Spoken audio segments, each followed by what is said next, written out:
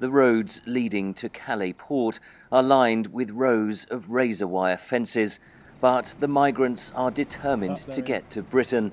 Every day they attempt to hide in trucks heading across the English Channel. These men are from Eritrea and Ethiopia. Others originate from across Africa and the Middle East. Hundreds are camping in waste ground and woodlands around Calais. They live in horrendous conditions, but return each day in the hope of a lucky break.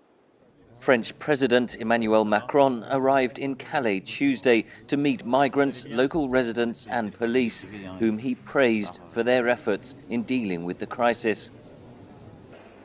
Under no circumstances will we allow illegal networks to emerge or develop here. Under no circumstances will we let another jungle camp appear here, or any other illegal occupation of land. Migrants and volunteer helpers accuse police of routine violence. This 22-year-old Afghan refugee, who did not want to be named, has been in Calais for 3 weeks. When the police stop us, they hit us, they beat us, and when we sleep at night, they take away our tents, they tear them, they gas us, and there's nothing we can do. At its peak, up to 10,000 migrants lived in a sprawling camp known as the Jungle just outside Calais.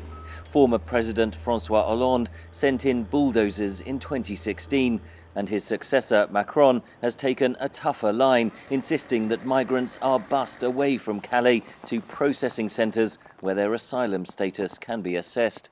Many migrant charities refused to meet the French leader to protest the crackdown.